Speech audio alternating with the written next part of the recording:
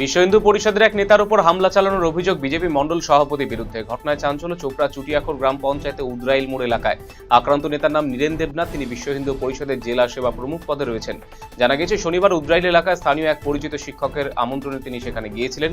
ওই শিক্ষকের বাড়ির সামনেই তারা কয়েকজন কথা বলছিলেন। সেই সময় সোনারায় নামে এক যুবক মোবাইল ফোন হাতে নিয়ে সেখানে উপস্থিত হয়। আক্রান্ত নেতার অভিযোগ, ওই ফোনটি কানে দেওয়া মাত্রই ওপার থেকে অকথ্য ভাষায় তাকে গালিগালাজ করা হয়। ফোনের ওপারে থাকা ব্যক্তি নিজেকে বিজেপি ৩ নম্বর মণ্ডল সভাপতি প্রদীপ রায় বলে পরিচয় দিয়েছেন বলে অভিযোগ করেছেন তিনি। শিলিগুড়ি ও গ্যাংটকের মাঝে 7 মাইলের কাছে একটি যাত্রীবাহী গাড়ির সঙ্গে সেনার গাড়ির মুখোমুখি সংঘর্ষে মর্মান্তিক মৃত্যু হলো 3 বছরের এক শিশুর। স্থানীয় এবং সেনা সূত্রে জানা গিয়েছে, সেনার ওই গাড়িটি শিলিগুড়ি থেকে গ্যাংটকের দিকে যাচ্ছিল। গাড়িটিতে 3 জন সেনা সদস্য, তাদের স্ত্রী এবং 4 শিশু সহ মোট 10 জন আরোহী ছিলেন। অন্যদিকে অন্য গাড়িটি গ্যাংটক থেকে শিলিগুড়ির দিকে আসছিল। 7 মাইলের কাছে গাড়ি দুটির মধ্যে ভয়াবহ মুখোমুখি সংঘর্ষ হয়, যার জেরে সেনার গাড়ির 10 জন আরোহী আহত হয়েছেন। তবে গ্যাংটক থেকে আসা গাড়িটির আরোহীদের কোনো খোঁজ এখনো পর্যন্ত পায়নি পুলিশ।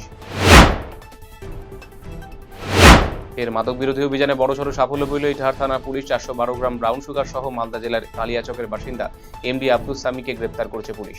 পুলিশ সূত্রে খবর, গোপন সূত্রে খবর পেয়ে ইটাহার থানা আইসি গৌতম চৌধুরীর নেতৃত্বে বিশেষ পুলিশ বাহিনী শনিবার সরাইদিঘি এলাকা নতুন বাস স্টপে অভিযান চালায়। সেই সময় 12 নম্বর জাতীয় সড়ক দিয়ে চলাচলকারী একটি যাত্রীবাহী বাসে করে অভিযুক্ত শিলিগুড়ির উদ্দেশ্যে যাচ্ছিল। বাসটিকে থামিয়ে তল্লাশি চালাতেই তার কাছ থেকে 412 গ্রাম ব্রাউন সুগার উদ্ধার করেছে পুলিশ।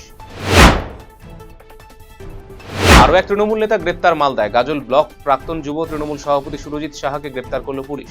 তার বিরুদ্ধে ডাকাতির চেষ্টার ঘটনায় যুক্ত থাকার অভিযোগ রয়েছে। উল্লেখ্য, দিন কয়েক আগে ডাকাতির চেষ্টার ঘটনায় 2 যুবককে গ্রেপ্তার করেছে গাজল থানা পুলিশ। তাদেরকে জিজ্ঞাসাবাদ করে নাম উঠে আসে সুরজিতের। এরপর তাকে গ্রেপ্তার করেছে পুলিশ। কৃষিক্ষেত্রে ব্যবহৃত ভর্তুকিযুক্ত রাসায়নিক সারের অবৈধ মজুতদারি, আন্তঃজেলা ও আন্তঃসীমান্ত পাচার এবং অপব্যবহার রোধে উত্তর দিনাজপুর জেলা প্রশাসনের উদ্যোগে জেলা টাস্ক ফোর্সের একটি গুরুত্বপূর্ণ বৈঠক অনুষ্ঠিত হল রবিবার।